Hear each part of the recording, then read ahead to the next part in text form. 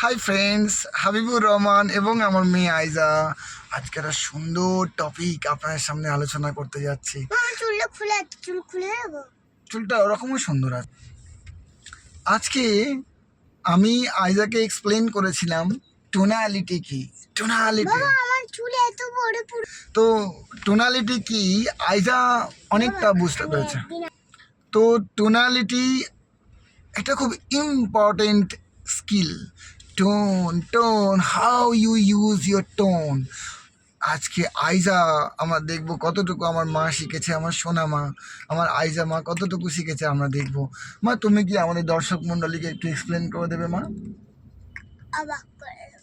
বলো, একটু এক্সপ্লেন করে দাও মা টোনালিটি। একটু অবাক করে দাও। কিভাবে অবাক করবে বলো বাবা?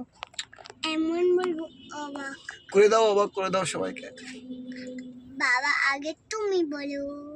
টোনালিটি হচ্ছে কনভারসেশনে 38% ভূমিকা পালন করে, 38%। আর যেখানে এই শব্দ ওটা মাত্র 7% ভূমিকা পালন করে। আপনি 3 ধরনের tone, high pace, medium pace এবং লো পেসে কথা বলতে পারেন। আইজা এক্সাম্পল দিতে পারবে হাই পেস কি বাবা, জোরে কথা বলা? তুমি কি করছো জোরে? আর মিডিয়াম টোন যদি ইউজ করো? তুমি কি করছো? আর যদি লো টোন ইউজ করো তাহলে কেমন হবে? ভালো করে বলো। তুমি কি করছো? এত আস্তে বলা হয়। তাহলে আইজা 3টে টোন ইউজ করলো, যে টোনটা যেখানে দরকার। আপনি দূর থেকে কাউকে ডাকবেন বা কোনো কথাকে গুরুত্ব দিয়ে বলবেন, তাহলে আপনি জোরে টোন ইউজ করতে পারেন।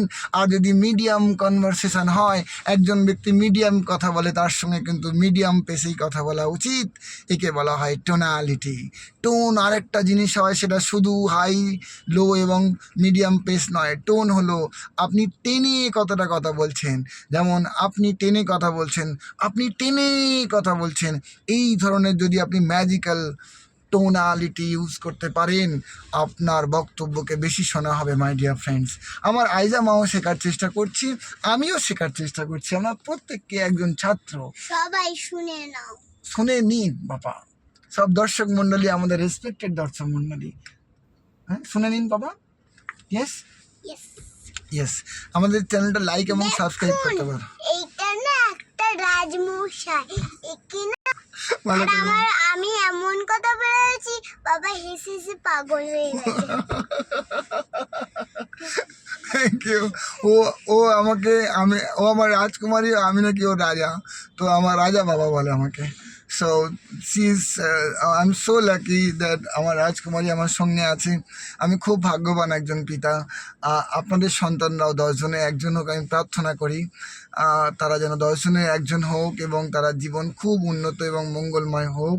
তারাও জীবনে শান্তি পাক এবং সমৃদ্ধি পাক, এই প্রার্থনা সকলের জন্য রইল।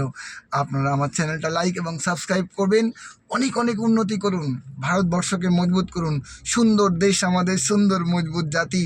ওয়ান্ডারফুলি আমরা কালকে এই জাতিকে জাগিয়ে তুলব। 140 কোটি মানুষ যখন ভালো টোন ইউজ করবে, ভালো একে অপরকে আপন করবে। বাবা ঠিক কথা বলছে। থ্যাংক ইউ মা। এই 140 কোটি মানুষ যখন জেগে উঠবে, আমাদের ইন্ডিয়া কতই না মজবুত হবে। আসুন একটা সুন্দর সমাজ গড়ি, একে অপরকে ভালোবাসা দিয়ে দারুণ একটা ইন্ডিয়া, ভারতবর্ষ গড়ে তুলি। Thank you very much. Thank you.